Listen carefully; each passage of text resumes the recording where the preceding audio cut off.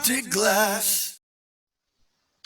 Woo! Welcome back to another episode of Death Curse Society, ladies and gentlemen. It's our special end of 2019, kicking into 2020 episode. We're going to be talking about everything that happened in 2019. We're going to be doing a big review, and then we're going to go into what's coming in 2020.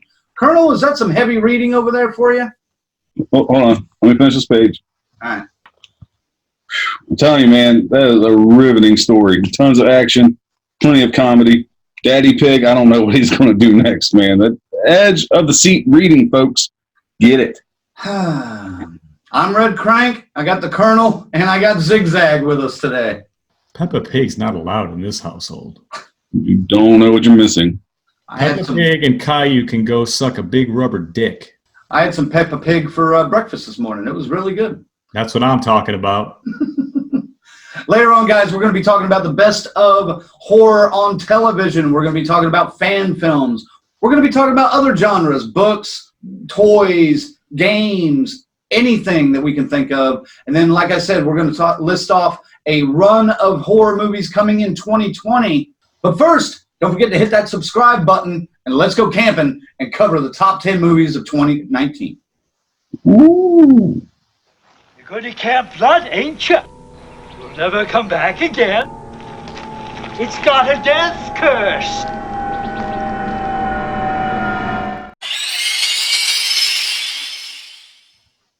All right, so for the top 10 movies of 2019, we're going to give you our individual list first, and then we're going to compile a top 10 of the DCS, all three of us. Colonel, why don't you start us off with the top 10?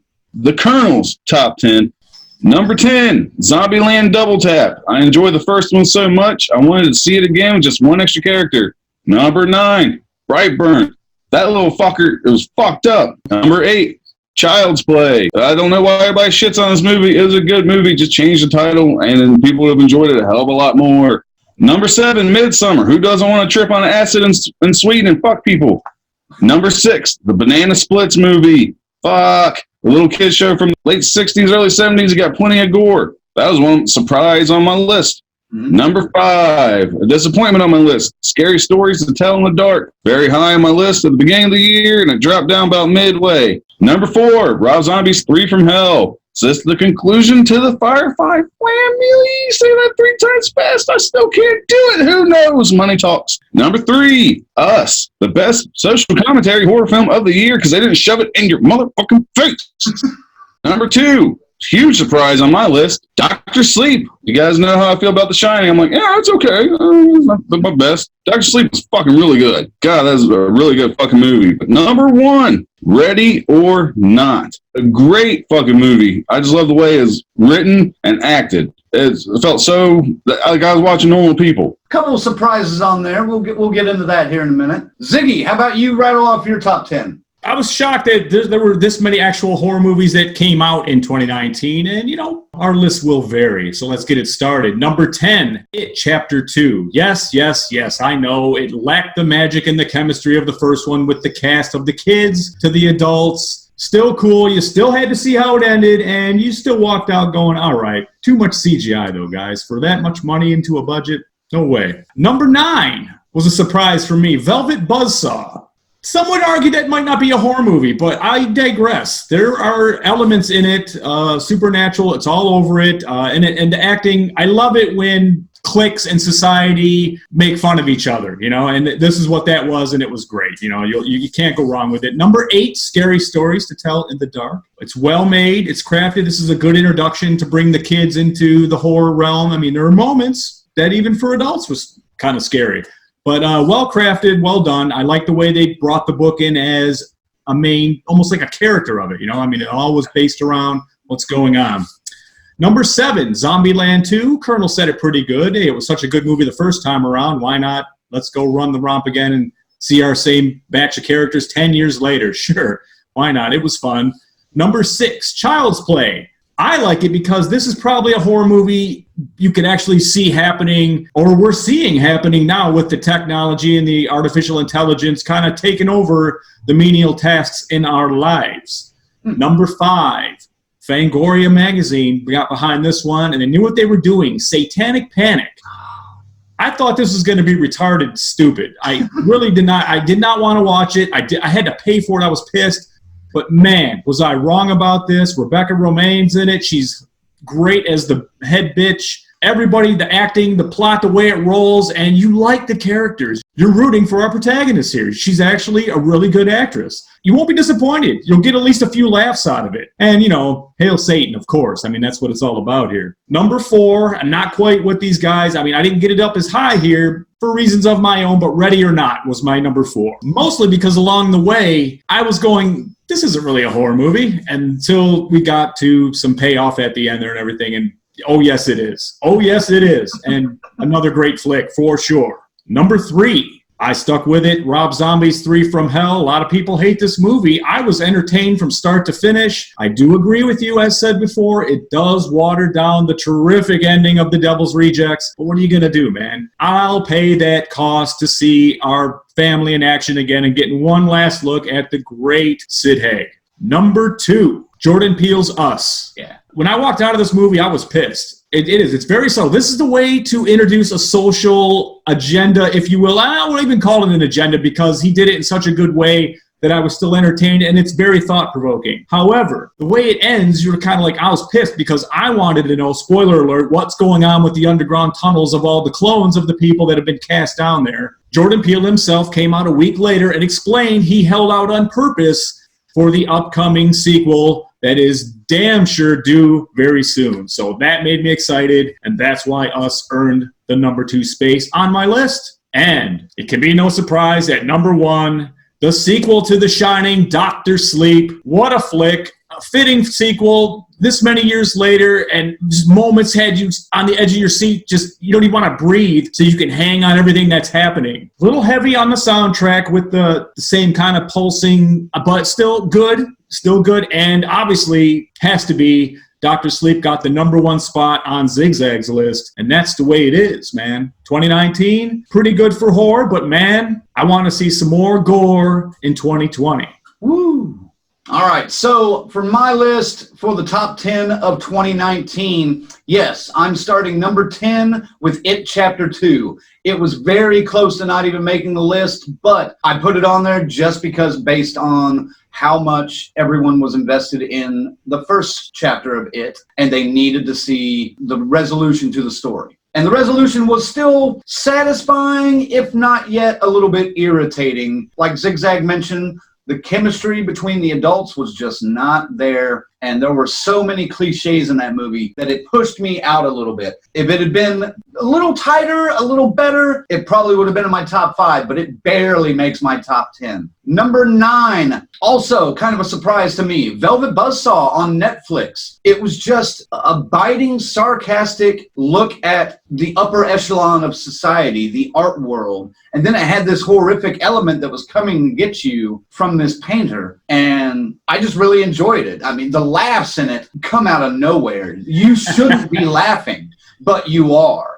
And then all of a sudden, something just terrible happens and takes you right back into the scare factors of it. So I really enjoyed that movie. Number 8, Pet Sematary. I'm veering off from these guys a little bit on the Child's Play thing. Child's Play did not make my top 10. The new Stephen King adaptation of Pet Sematary did, because it was a little bit different, and it was still scary, and it had a couple of different looks at characters and occurrences that could have happened in the book or in the original movie. That's why I like this iteration of Pet Sematary. Number 7, Scary Stories to Tell in the Dark. Just a fun romp through a youth-filled expose into horror. Yes, it's almost like a beginner's horror movie for those that are wanting to get into it. I appreciate that, but I also like the story, and I'm looking forward to, there's got to be more Guillermo del Toro can bring to us in film form for scary stories. Number 6, Brightburn. I was shocked by this movie. I didn't think I was going to like this movie as much as I did. Everybody has always wanted to see what an evil Superman would be, and this is what we got. Although it didn't do too well in the box office, I hope they figure out a way to do more with this Brightburn story arc, because this could go on. This could be a new franchise.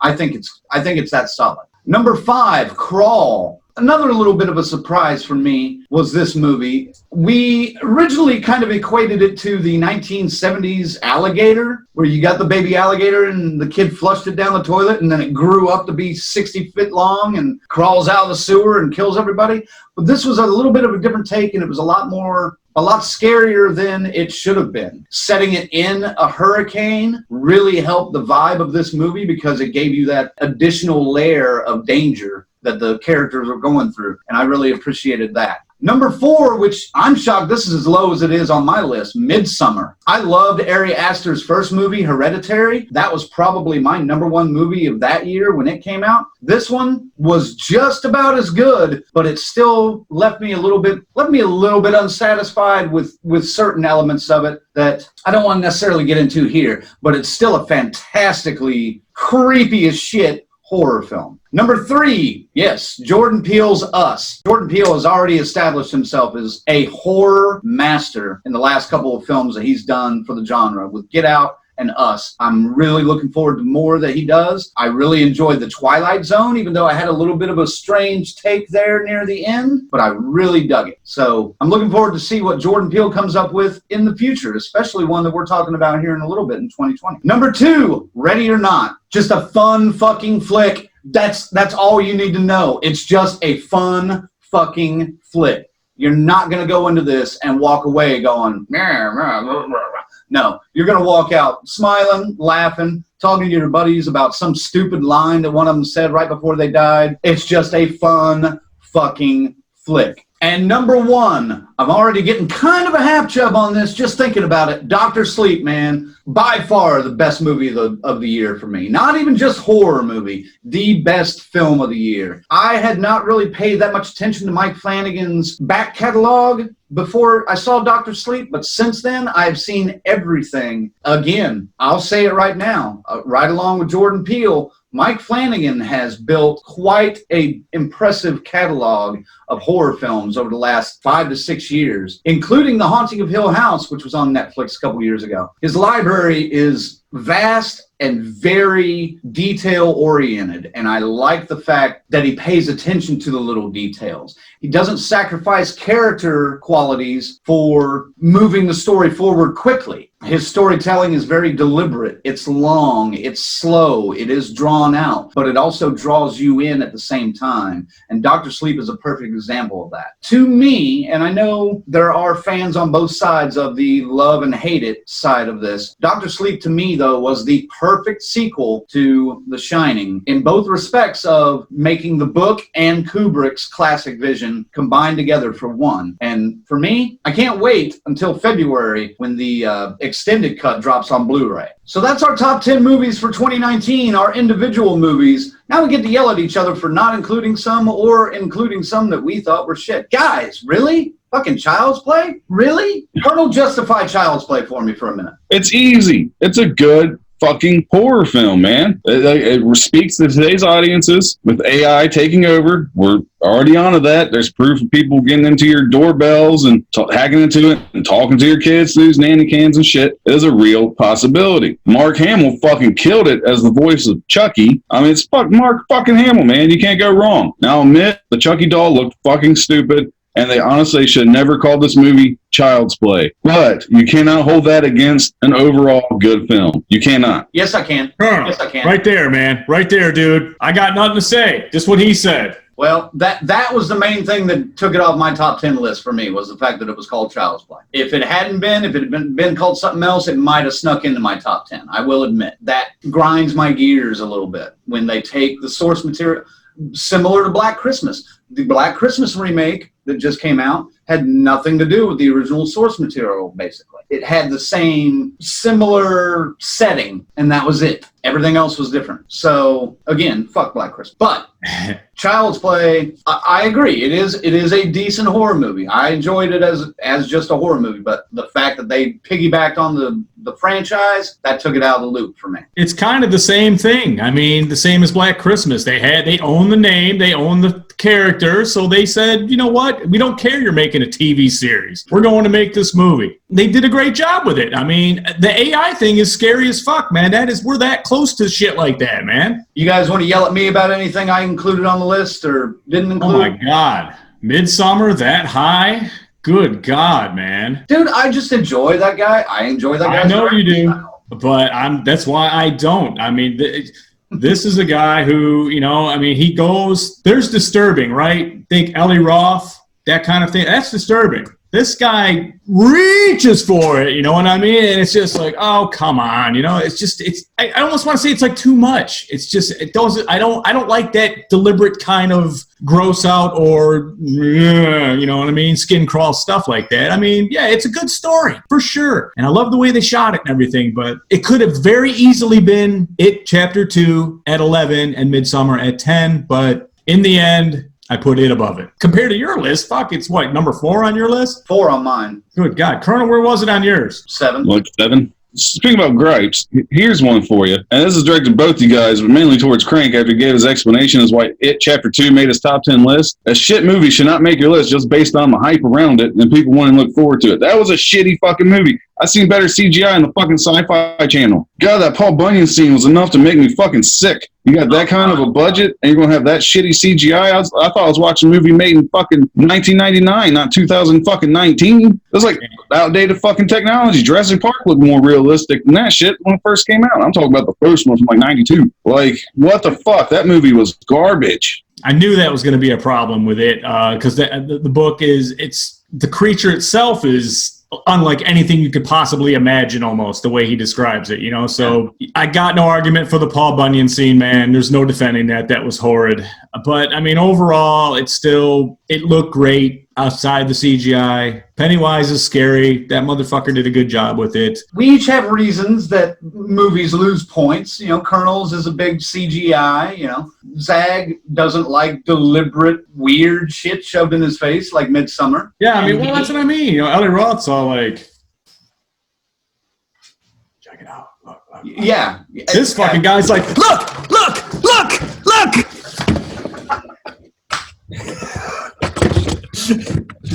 That is true.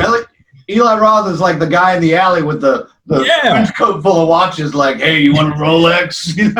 I'm serious, man. That's how I feel about that director. I mean, Hereditary, a little more subtle, man, but Jesus Christ. I thought Hereditary was very subtle, and even Midsummer was pretty subtle as well until it got near the end. It got near the end, and then it was just like, yeah, freak show. But the freak show was freaky. To each their own. All right. I like Nightbreed. My kind of freaks better. I'm gonna go ahead and open it up. Go ahead and hit me with the 3 from hell because it's not on my list at all. Yeah, I can't hit you with it. I know you well enough that that's not your type of film. It's just not. It was almost like an exploitation film, man. It was a fucking spaghetti western, man. It was a fucking spaghetti western, totally. But I mean, with guns and Satans and just a lot of hookers and tequila and stuff like that, man. But it's entertaining and it's great seeing the old gang again. It is. It was good seeing the old gang all together again. Can't help it, guys. I'm just not a Rob Zombie directing fan. I don't think he makes good movies. I'm not a fan, and shit, I'm saying this one was actually not too bad. And I'm a CGI shoot guns sucked, but I mean, the rest of it, the story was good. I liked it, man. Yeah, and I'm a mega Rob Zombie fan. Like how you're with Mike Flanagan, that's how I am with Rob Zombie. Now he's laid out a dud, Halloween 2, but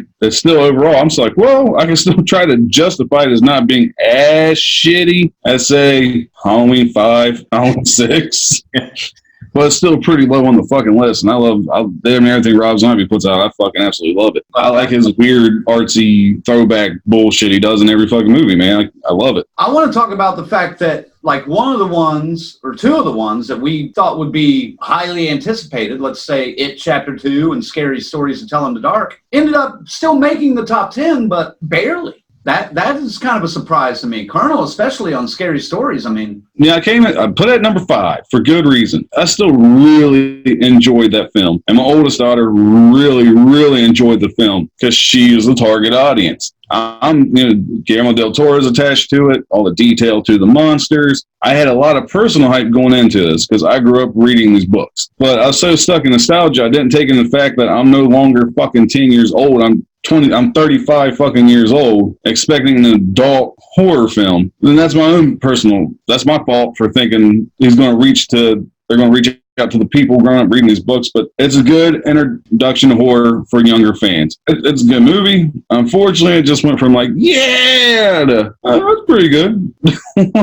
Hey, I was the opposite. I was the guy who didn't read the books. I was familiar with some of the artwork and everything and some of the characters, but you know what I mean? So I was going in cold that way, and it worked for me. I was like, oh, I just love the way they crafted it, man. And those fucking monsters look just like some of the pictures. So independent movie-wise, it looks like Velvet Buzzsaw got our attention a little bit, Satanic Panic, and the Banana Splits movie. I'll be honest, Colonel was the only one that included the Banana Splits movie. The Banana Splits movie is probably right there at like 10.5 on my list because, again, kind of like Ready or Not, it's just a fun fucking movie. You don't expect this out of something called the Banana Splits movie, and it kind of turns the kids TV show on its ear. So Banana Splits was just fun and unexpected. Kind of similar to Velvet Buzzsaw. I didn't know what to expect going into Velvet Buzzsaw on Netflix. And once I kind of started getting used to who these characters were and what their world was all about, and then they introduced this element into it that starts killing people, I was kind of sucked in and I enjoyed it a lot. So, got any other complaints about each other's list or anything yet? Why did you exclude Zombieland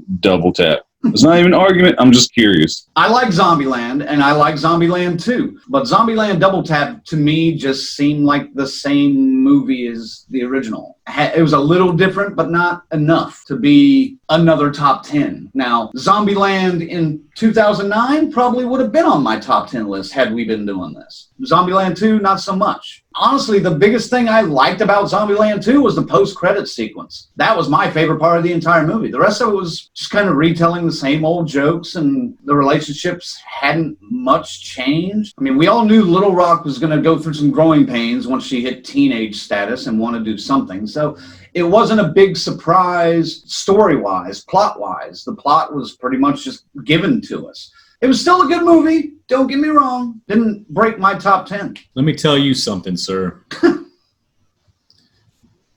Uh-oh. Where the fuck did you guys go? Fine, motherfucker. Put your glasses back on. Yeah. Fucking only works when the Colonel does it. Yeah, it only works for Colonel. Never mind. Never mind. I got nothing. Now let's mathematically put together the Death Curse Society top 10. We take each of our individual top 10s. We assign a point system. Number 10, Satanic Panic. Number 9, Crawl. Number 8, Brightburn. Number 7, Child's Play. Number 6, Midsummer. Number 5, Scary Stories to Tell in the Dark. Number 4, 3 from Hell. Number 3, Us. Number 2, Ready or Not. And number 1, Dr. Sleep. Oh, yeah. That's the Death Curse Society top 10 horror movies of 2019. We can't wait for 2020, which is right around the corner. So we know you guys might agree or disagree with our top 10 list, and that's fine. We want to give you guys a chance to voice your opinion as well. Starting tomorrow, right after we debut this episode, we're going to have the Viewer's Choice DCS Top 10. We'll include all of these movies and then let you guys vote on them to see what your top 10 is. And we'll calculate the tabulations and release a list for the Viewer's Choice. And we want you to be a part of it. So watch our Facebook page over the next week and a half or so and make sure to vote. And Colonel has some special digital copies of some of these movies that we're going to be giving away during that contest. What movies you got to give away, Colonel? The very controversial Child's Play, the not so controversial Scary Stories to Tell in the Dark, the very controversial Midsummer, which I did not expect that, and my personal favorite of 2019, Ready or Not. Very good. So if you want to win a digital copy of any of those films, stick around and watch our Facebook page. That's going to wrap it up for Let's Go Camping. We're going to take a quick break, and we'll be back right after this to talk about more that happened in 2019 and what's to come in 2020. Stick around. You think that when you die, you go to heaven. You come to us. Goodbye.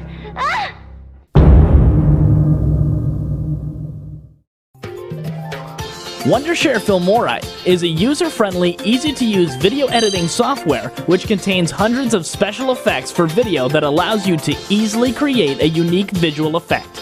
Head to www.wondershare.net and get started editing now. The Death Curse Society has just become an associate producer on the film. Yes. Bravo. Bravo. Death Curse Society, guys, is so awesome. I met the guys, all three of the guys, at Indianapolis last year for Horror Hound. And I met those dudes, and I gotta tell you, like, I hung out with them, we took pictures, I signed some stuff, they gave me a t-shirt. It was awesome. They are awesome guys. So super cool. I am so glad to have them on board this campaign and also on board the film. And now they are going to be IMDb credited as producers on this movie.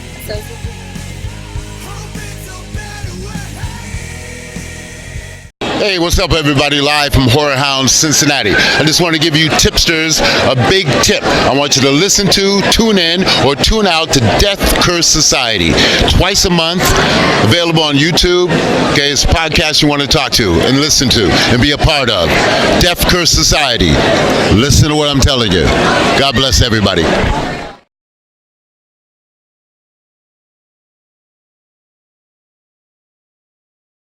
All right, welcome back to Death Curse Society, folks. Thanks for sticking around. It's time for some stories around the campfire. I don't want to scare anyone,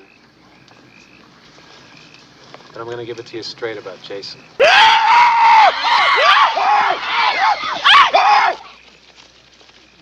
Hey, come back! In our special 2019 Year in Review episode, we're going to talk a little bit about the best of horror on TV first. Zig Zag, what did you think of cream of the crop on TV this year? Cream of the crop on TV this year for horror. Well, we do have many entrees to choose from.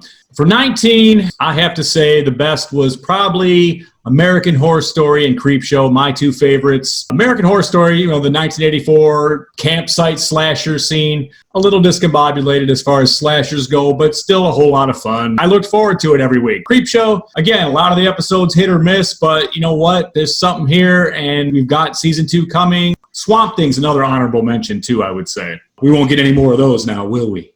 Nope. How about you, Colonel? What was your best of 2019 for horror on TV? Well, like Zach said, and like my man, the Macho Man Randy Savage always says, But the cream will rise to the top, oh yeah. I am the cream. Yeah, let me say it, yeah. Let me say it out loud. The cream of the crop. I am the cream. I am the cream, yeah. The cream of the crop! the cream always rises to the top. Now, there was a lot to choose from. Walking Dead got better, did not make my list.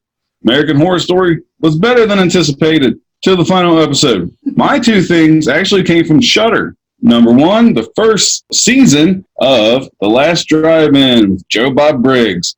Yes, reliving my years of watching him on Monster Vision on TNT 6-7 years in a row, growing up, seeing all these horror movies, being like, yeah. But number one, hands down, Creepshow. While I agree with Zag about each episode being hit or miss, that is what the horror community needed. We need another great anthology series like that. Growing up, Twilight Zone, fucking Tales from the Crypt, Fear itself lasted one season on NBC in the early 2000s. This could be what we need to resurrect that and give us a little more variety when it comes to horror on TV instead of a linear story each season. Fuck, give me a bunch of different stories, man. I eat that shit up. I get bored watching people survive the zombie apocalypse and having babies and trying to figure out what they're going to do, and it's the same thing every fucking season. Number one, 2019, Creepshow. I think my number one is going to be American Horror Story just because of the setting. I love the fact that it was kind of a retro slasher, but then they threw in a bunch of other elements to mix it up a little bit. And all the references to some of the greatest films that we love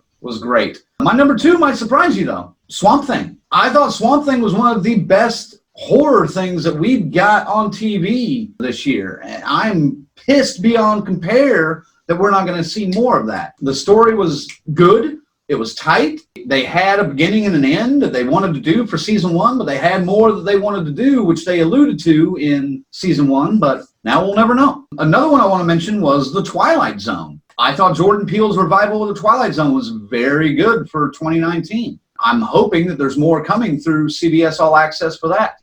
The Walking Dead did not live it up to the hype that they tried to build up for The Whisperers, so it did not make my best of list. Creepshow was solid. I'd probably put Creepshow 4 if I had to, out of my list. Like Zag said, some of those episodes were hit and miss. There were too many misses for me on Creepshow. Out of the 12 stories the Creepshow had, there were 4 that were really good. The rest were meh, and then there were a couple that were just bad. That would be probably my revisit to horror on TV. We're going to keep these topics kind of short and sweet. Colonel, you want to talk about some of your favorite fan films of the last year?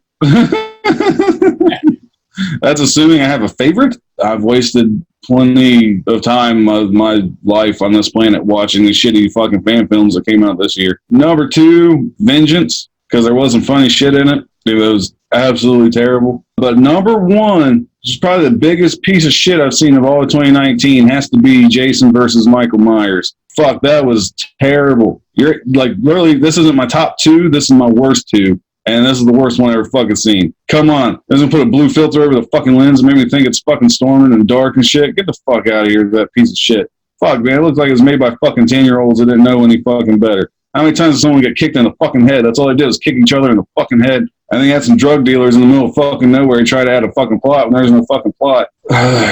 So no, I do not have a favorite fan film of the year, but at least 2 favorites. I would say tell us how you really feel, but I think you already did. Ziggy, what about you? Fan films? Jason versus Michael Myers did not make my list. Actually, I wouldn't even say the best of 2019, you know? My list would be more like, here's a couple of films some fans made that have subject matter you may have heard of. Voorhees was one we watched, and we saw it on the screen. It's there. It's there. Voorhees. Check it out. Vengeance, I'll say this about Vengeance, okay? It's getting a lot of hate, and even on the show, I hated it when I watched it, but then I thought about it, and the effort that they put into it, and C.J. Graham's performance as Elias Voorhees, all right. What I liked about the movie the most was the shot-for-shot recreation of the beginning of the original Friday the 13th with Elias in the role of Pamela Voorhees. I just thought that was really clever, and I appreciate the painstaking angles they took to make that look as close as they could to the original product. There are enough things in it to go, hey, that's pretty cool, and you can appreciate it. You know, we were also promised an Evil Dead fan film that never showed up on the radar, so, I mean, that was one we were really looking forward to. There's a nice trailer out there. Hey, man, you can't just make a fan film and here's the trailer for it. You just made a fucking trailer, didn't you? That's all it was, wasn't it? You blew your whole load making the fucking trailer, and now you can't make the movie. We got nothing. It's a nice trailer, though. It is. I don't give them that. That's the thing. I almost enjoy the trailers for fan films more than I enjoy the actual fan films. I think a lot of these filmmakers should stick to that. Just do 3-minute chunks of what you want your movie to look like, but you'll never be able to attain it because most of the time you're not. I don't even have a best of fan film list. I have none because none of them were all that great. They all kind of irritated me for one reason or another. So I will give you guys 2 tips to improve your fan films next year going into 2020. 1, find better actors and actresses. I piss like a racehorse. Hey, baby, you want to see the horse part? Hey, where are you going? Come back, I'll clean you a place to sit down. And number 2, actually write a story, please. Don't just come up with, oh, wouldn't it be neat if Michael Myers and Jason Voorhees fought? Yeah, let's make that happen. Ooh, if you're going to make it happen, come up with a story that makes sense. Yeah, Mortal Kombat isn't a good plot, okay? Exactly. Good luck in 2020, fan filmmakers. Yeah, I guess we got some Nightmare on Elm Street fan film coming. Still looking for that Evil Dead one, like I said. We're here. We're fully stocked with wet wipes and Charmin, and we're ready to shit all over your movies. So bring it on. 2 words, thrill me. Thrill me. Thrill me. Thrill me. Or, here's a novel idea. Come up with your own creation, make your own fucking movie with no source material. If you eventually want to be a director, you're not getting there making fan films. Simple as that. Hey, look, I don't want to be blowing any horns or anything, but, you know, there's a nice independent filmmaking panel in the archives for Death Curse Society. Go ahead and check it out, man. There's some great tips in there on how to raise funds. They buy the cameras, shoot their production, and then take the cameras back in 3 days. Be creative. Think outside the box. Pile up a pile of credit card debt, 5 or 6 credit cards, and put everything on there, and then pay that off over time if you can. There's ways to do it if you want to do it. Filmmaking now is easier than it has ever been in your life. There are people making music videos and even full films on their phones now. It's doable. I'll be honest, even in Vengeance, I was disappointed in Steve Dash a little bit. It was great to see him, but his performance wasn't really all that great. But it was also because the script was shit. The story was shit. It didn't give him anything to really emotionally tie himself to. All he was told was, oh, here's a funny line for you to say. You don't need to be worried. Now you listen to me, you little fuck. I'm the real Jason. I'm the real Jason you got to worry about in this town. And you just crossed over the fucking line. You know, I'm the real Jason. Say that, yeah. It doesn't pay off as well as you think it does. Good luck, guys. 2020, we're looking forward to some fan films. Hope they're better. All right, lastly, in review of 2019, there's always toys and soundtracks on vinyl that come out. It's just kind of a conglomeration of things. So, Ziggy, what about the best of the rest of 2019? Best of the rest of, yeah, baby. 2019, there was a lot of cool stuff that came out. I mean, in the toy realm, we had a couple of versions of Jason come out that we hadn't seen before. The Roy finally got out on figure. I know it made Colonel happy. But yeah, he was talking about the vinyls, man. This year, for the first time ever, we got Friday the 13th Part 6 on a vinyl collector set with brand new artwork. Glorious. Check this baby out. Yeah. That's what I'm talking about there. Stuff like this now, this is the new thing for the collectors. Like the vinyl, it's the jackets and everything. I mean, it was kind of that way back in the 70s too, but I mean, I love this. And I don't know what it is about it, man. I am fucking addicted to these fucking vinyls, man. I can't stop. You don't even have a record player, do you? I don't even have a record player. But I don't care, man. These things are so fucking cool, and there's artwork you will not see anywhere else but these jackets and sleeves, and the actual records themselves are pressed on blood-splattered vinyl and shit like that. I mean, it's amazing. I don't know that, yeah, the toys, the vinyl, some of the shows we like, some websites we go to. The Horse Syndicate, of course, man. TheHorseSyndicate.com. Ray and the boys over there, they have a great thing they do there with they have tournaments, like basketball-style tournaments, different kinds of horror and subjects that they do and narrow it down, and it's fascinating. Great commentary and just great fucking guys. We love them. The source for a lot of the stuff we find, memorabilia, soundtracks, just cool shit in general, original pieces. We visit these cons all over the country, Horror Hound and Crypticon and Days of the Dead, all this stuff, finding some of the rare items we actually found. And hosting a booth at Horror Hound Indianapolis this year was a total blast, man. Can't wait to do that again. Speaking of cons, the Death Curse Society will be at a couple of cons near you. Astronomicon in Detroit, February 7th through the 9th, and March at Cincinnati, Horror Hound Weekend. All three of us are going to be at that one. I think only the Colonel and Zig Zag will be in attendance in Detroit, because honestly, that's a little bit too far for the Redcranke to drive his 30-year-old minivan. Sorry. Colonel, what about you? Best of the rest of in horror in 2019. My Roy Burns Ultimate NECA figure. Yes. That thing was fucking awesome. A close second was Michael Myers Halloween 2. I still need to get a second one of those so I could pop that bad boy open and set up Ben Tramer in my collection of the ones I do have open, because I'm a huge fucking action figure nerd. I can't help it. I love that shit. The Phantasm Sphere collection. Ooh, barely made it in 2019, but son of a bitch, I'm so glad I fucking got it. Ooh, it's fucking beautiful. Now, I do know they will have a reissue coming out sometime next year for you people that may not have got the Best Buy exclusive. You snooze, you lose, but guess what?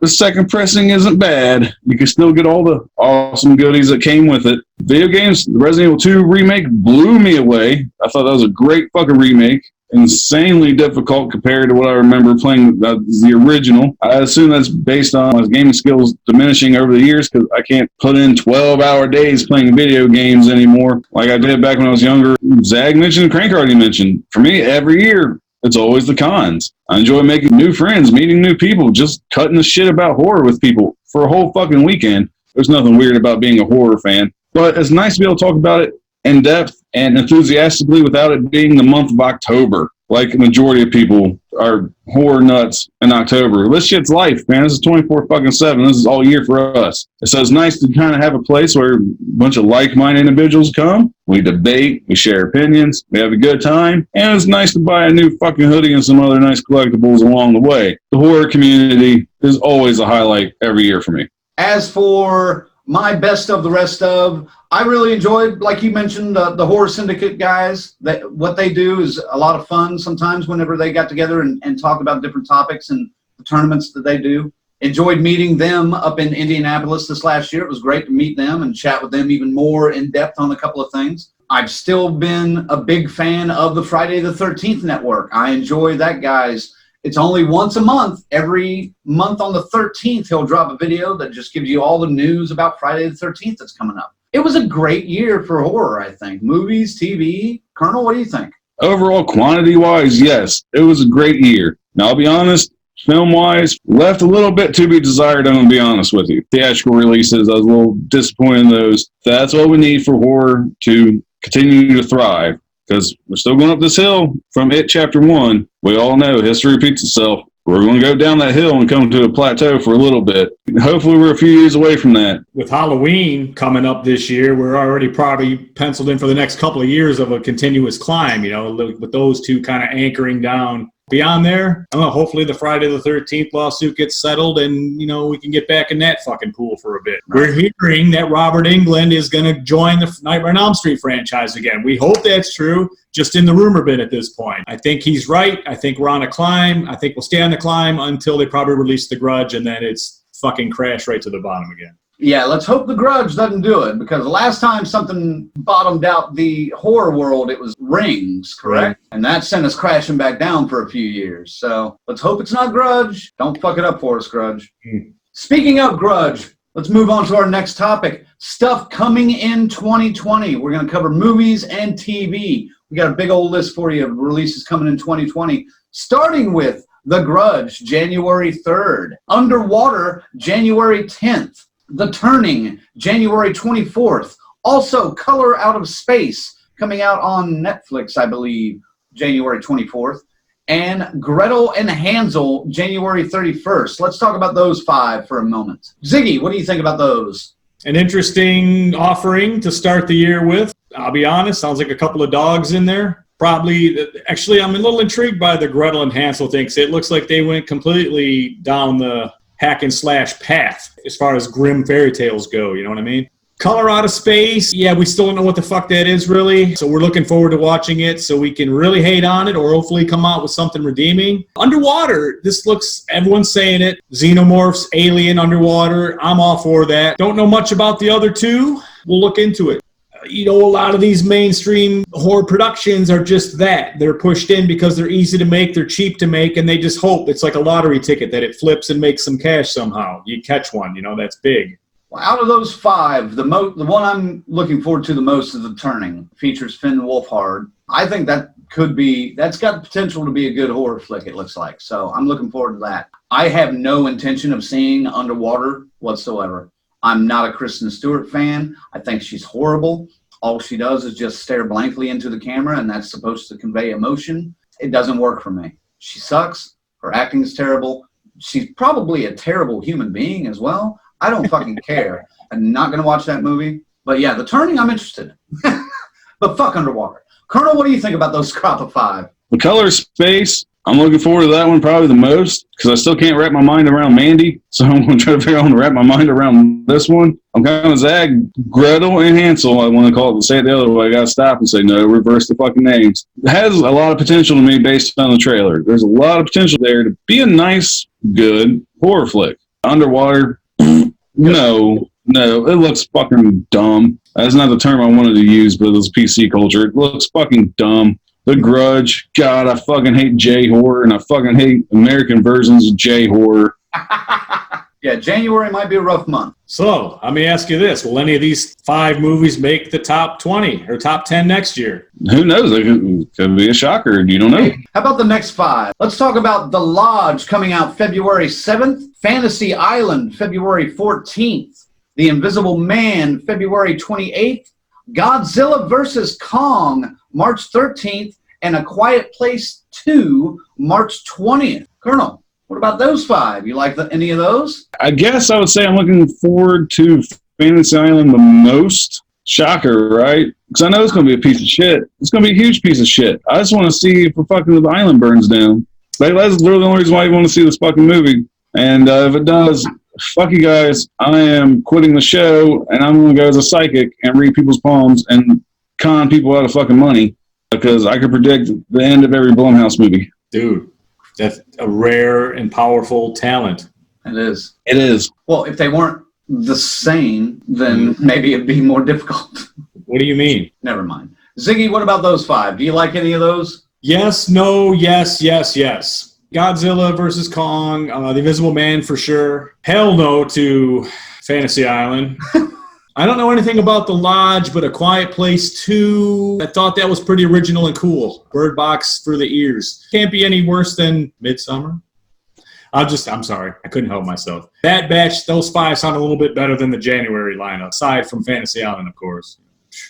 Yeah, I don't know a whole lot about The Lodge. Fantasy Island can go suck a dick. Invisible Man, I'm intrigued by. A Quiet Place 2, I'm intrigued by. And even though I'm not quite sure it's a monster movie, not necessarily a horror movie, but it's a monster movie. Godzilla vs. Kong, I'm sure will be fun to watch. It's probably going to have plot hole after plot hole after plot hole as big as... Midsummer?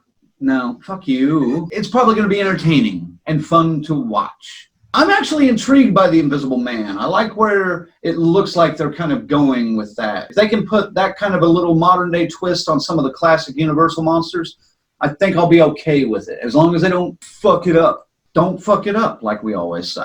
Next up, April 3rd brings The New Mutants, kind of a controversial take on the X-Men world. April 17th brings Antlers, which looks interesting. April 24th, Antebellum. May 15th, the Saw reboot. And then June 12th, Candyman. Who wants to jump on that one, Colonel? Obviously, Candyman. I'm such a huge fan of the Candyman series. I think it's a very underrated franchise from the 90s. The first 2 films were really fucking solid. I'm looking forward to this retelling and what role fucking Tony Todd's going to play. I'm expecting just a small cameo, but who knows? I want to see it. And plus, Jordan Peele's name is attached as producer. I know a lot of people think it's a Jordan Peele movie. No, it's not. He's just producing it. It's a Monkey Paw production. I'm hoping I'm not setting the bar too high, kind of like I did with last year's Scary Stories to Tell in the Dark, where I come out a little disappointed. Hands down, Candyman. I don't even need to talk about the other ones. Fucking Candyman. What about you, Ziggy? Yeah, I agree. Candyman obviously is the standout for that list. The New Mutants is, I don't know how horror that really is. The secondary team of mutants, the X-Men kind of universe, could go totally horror on you. I don't know. It's just kind of like they're talking about the new Doctor Strange movie being full of many horror elements as part of this new movie. So I'm looking forward to that one. Antlers looks like a Native American fairy tale or folklore kind of stuff. It could be good. Saw the reboot. Yeah, that warrants a view for sure, just to see what kind of craziness they'll come up with. And, they always bring the gallons of blood for that. Damn curious to see where Tony Todd plays in this, what he's going to do, and how they're going to revive this beloved franchise from the 90s, man. So Candyman by far stands out on that list. I definitely agree. Mainstream-wise, Candyman is the one that has the most attention from me right now. Just because I want to see what Jordan Peele does to revitalize this franchise. I'm also curious about Tony Todd in that as well. The Saw reboot, I'm curious about to see where Chris Rock is going to take this because, I don't know, it could just be weird. The one that really gets me, though, is Antlers, based on the fact that Guillermo del Toro is attached to it, and Nick Antosca. It's based on one of his short stories. Nick Antosca was the creator of Channel Zero, which was on the Sci-Fi Network for 4 years, I believe, which was one of my favorite little, just strange, single-season horror series for a while. It was never necessarily super scary, but it was creepy as shit. So I'm really curious to see where Nick Antosca takes that with Antlers. The New Mutants, honestly, The New Mutants is kind of destined to fail just because it's been scheduled and pushed back and scheduled and pushed back and canceled and scheduled again and canceled. They've reshot and recast, and there's been so much going on with it. I don't have a whole lot of hope for that. That I have a feeling is just going to be a discombobulated mess when it does finally release. Starting in July 10th, The Purge 5 comes out. I'm sure it'll have a different name by the time it gets released, but it's the 5th edition of The Purge on July 10th. Ghostbusters Afterlife, July 10th as well. See a Purge. Morbius on July 31st. August 14th brings Escape Room 2, and then Malignant on August 14th. Ziggy. Yeah, fuck The Purge. No interest there at all. Definitely down with Ghostbusters, obviously. That's going to be cool. We know all the boys are back, and we're restarting a new generation of Ghostbusters, which I'm fine with. A tentpole movie as it should be. Morbius the Living Vampire. If this is based on the comic book character, the Living Vampire, then yeah, I'm on board all the way. I think this will make a great movie, much like Blade did. Escape Room 2, it's kind of a sign of the times. These are popular right now, the escape rooms and everything. So sure, yeah, bring it on with the trap-style Saw element to it, maybe. Out of this group, I hate to say it, I'm kind of interested in Escape Room 2, just to see where they go with that, because I like the way they ended the first one. Spoiler alert, if you didn't see the first one. There's almost like a deep state group that's running these escape rooms, and I want to see the layers and if they can make any sense out of it. I'm curious about that one, and of course, Ghostbusters Afterlife. I cannot wait for this. I want to see that so bad. I know it doesn't necessarily fall into the horror movie categories, but I thought it needed to be included because it does have some scary elements, and it's probably the most anticipated movie of 2020 overall. The fact that it has any horror elements to it whatsoever, it's kind of a big deal. So, looking forward to it. Colonel, what about you? Purge? No. No. In my opinion, they made 4 of these movies, 3 movies, about to be the 4th movie, too many already. Escape Room. I can't escape that theater fast enough because I don't want to see this. No desire to see this fucking movie. Morbius. I'm a Zag. If it better be based on the Marvel character, then I'm all for it. If not, maybe. We'll see. But hands down, Ghostbusters. I just wish they would have made this when Harold Ramis was still alive. That's the one regret I have about this Ghostbusters movie. That I wish they would have got their shit together before that happened. All right, and wrapping up the year, as far as we know right now, obviously there's going to be other movies that have been in production that just haven't been talked about, and more that will be put into production and then released later in the year. But to wrap up the 2020 year as we know it before 2020 begins, September 4th, Monster Hunter. September 11th, The Conjuring, The Devil Made Me Do It. September 25th, Last Night in Soho. October 2nd, Venom 2. October 16th, The Witches. And then also on October 16th, the highly anticipated sequel, Halloween Kills. Colonel. First of all, buy Witches, because I'm telling you right now, you're not going to compete with fucking Halloween Kills. No. That's definitely top of my list. My most anticipated horror films of the year is definitely Halloween Kills. As long as fucking they don't put, fucking Tommy Doyle in the fucking house that burns down at the end of it. Watch it, folks. I just called it. How they're going to end Halloween Kills. Not really. Conjuring, The Devil Made Me Do It. I wouldn't say I'm a huge fan of the Conjuring series, but I enjoy the Conjuring series very much. They're kind of like one and dones for me. I watch it once. Oh, that was a good movie. I'm kind of done with it after that. There's no need to collect it, rewatch them. But those two, end of the year pretty fucking strong. Thank goodness, because you're beginning of the year pretty fucking weak. But Halloween Kills, let's go. I'm ready for more of the Strode Michael saga. Well, hold on. More of the Michael Laurie saga. 1, 2, third version of it. Ziggy, what do you think about that last group? Monster Hunter? Who doesn't like a movie with monsters and people hunting and killing monsters? So I've seen nothing about it, but yeah, title alone, it sounds pretty good. All right. Fuck the Witches. They're going to get trounced by Halloween Kills. I mean, if it's one of these super creepy, it'll stand out. It'll get its shine. So people will see it, and it'll get out there if it's any good. But I'm not going to go out of my way when I got to go see Michael Myers and Laurie Strode headline the stage, motherfucker. That's what it's about. Conjuring, I'm with Colonel, man. I enjoy the universe. I love the Warrens. They're strong characters. Hopefully this is an actual movie and not a setup vehicle for 2 or 3 more franchises up the road. But, we'll see. My biggest gripe with The Conjuring is just not enough death in it. There's not enough. I mean, it's malicious enough, and people get jacked around and smacked around and their hair pulled and stuff. But, man, I like my supernatural demons a little more bloody. That's what I'm saying. But speaking of kills, it's all about Halloween this year. We know that. We knew it going in. Just like 2021 is going to be about Halloween Ends, which, let's face it, that's fucking bullshit. It ain't ending nothing. But we're cool with it, man. Halloween Kills is coming. We're picking up Michael Myers burned to death in a house at the end of the Blumhouse last time we saw him, and he's back. All we can hope for is he doesn't burn to death in the Haddonfield Hospital, which looks like will be a main set, and we'll see. I can't say for sure, but I'm totally looking forward to it. It's obviously the number one choice for October and to end the year where we're at right there. So Halloween Kills is my number one choice. For sure. Probably my second most anticipated movie of the year, Halloween Kills. Maybe Michael Myers teamed up with Ma from Ma, and maybe a fraternity. Maybe he'll team up with them since they've all been burned down in a house by Blumhouse. And what was it called? Pink Easter or something like that? Something like that. Yeah. Red Rocket? I don't remember it. Yes. But yeah, Halloween Kills looks good. I'm absolutely interested in that. I expect the Witches to be moved up the schedule a little bit. I think they're going to want to try to probably get mid-late September release to avoid competing with Halloween Kills. I'm just giving you guys some good business sense because if you release on the same day, you're going to get destroyed.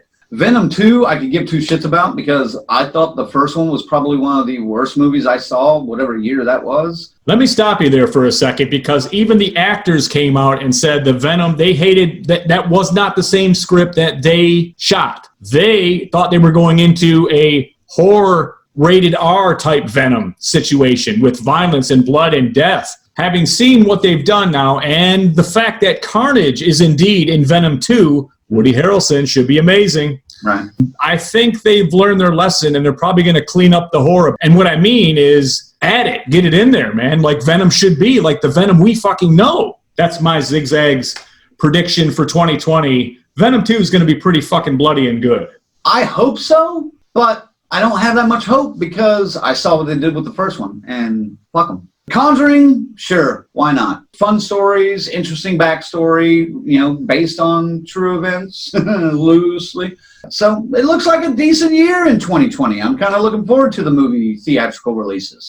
Finally, to wrap up what's coming in 2020, some new titles coming to television. Dracula, January 1st on the BBC, and then January 4th on Netflix. Ghost Adventures Screaming Room debuts January 2nd on the Travel Channel.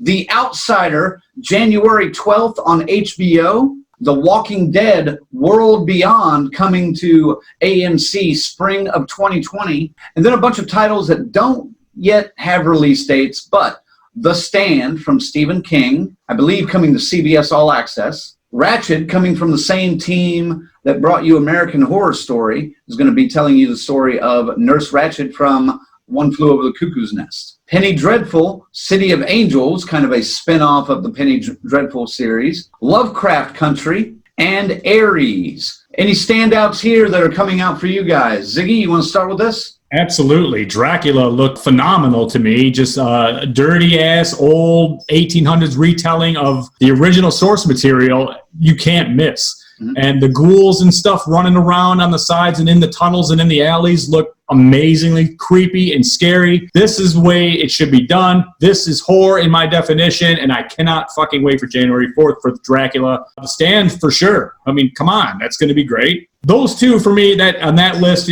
since we don't really know when a lot of it's coming out yet, I mean, those two, Dracula and The Stand, I could take those two and probably call it a year. How about you, Colonel? Definitely Dracula. I'm looking forward to it. I'm expecting great things. The Stand, can't go wrong with The Stand, which is going to be fucking phenomenal, especially on CBS All Access. You can get away with a little bit more. Ratched looks interesting. The Outsider I've got to watch just because it's a Stephen King thing. But obviously my top two are definitely The Stand. I cannot wait for that. And yeah, Dracula, man. Dracula just looks too authentic. So I'm curious about that. That's going to wrap it up for Stories Around the Campfire and everything that's coming to you in 2020 that we know about so far. We're going to wrap up the show. Ziggy, send them out. Man, we got to send a special thanks out to Filmora video editing software by Wondershare. You want to look good and sound good and have all this cool shit around you like we got here and here and here. And here, don't look at those two guys, though. This is the place to get it. Filmora by Wondershare. Get over there, filmora.wondershare.com, and start editing today.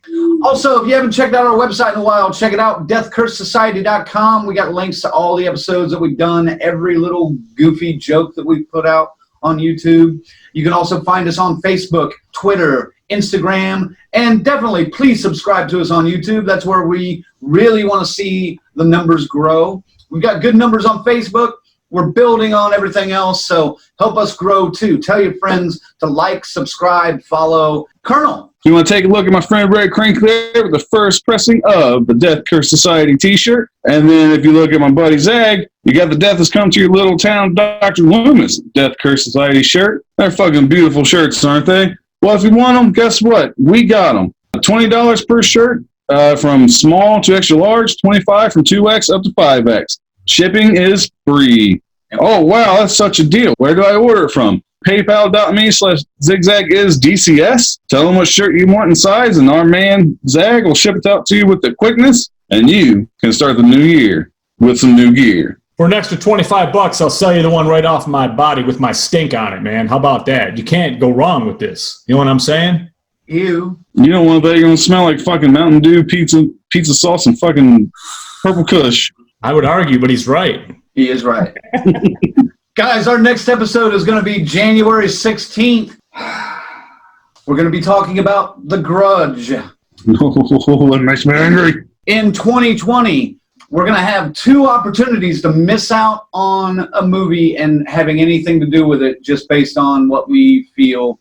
I have a feeling one of these cards might get used. We're going to each have what we call a fuck this shit, I'm out card. It's basically a card that we can throw down whenever we start talking about a movie that says, look, as soon as we start talking about this, I'm out. I want nothing to do with this. We can use it on any movie or any TV show throughout the run of 2020 and the Death Curse Society. So pay attention for that.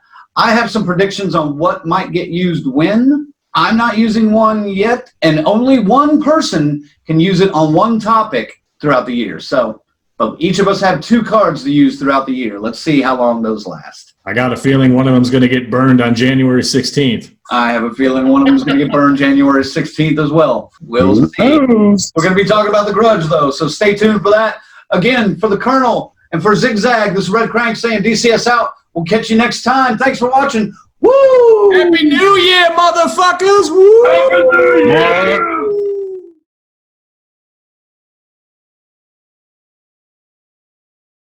Year! Okay, well, if you're a returning viewer, you know what time it is.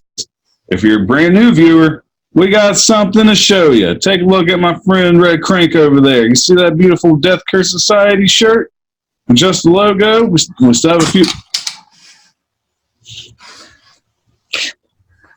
What the hell was that? I just knocked off one of my things. You pull a Colonel, the shit's fucking falling apart. All right. Start that again. Sorry. I'll move up a little bit.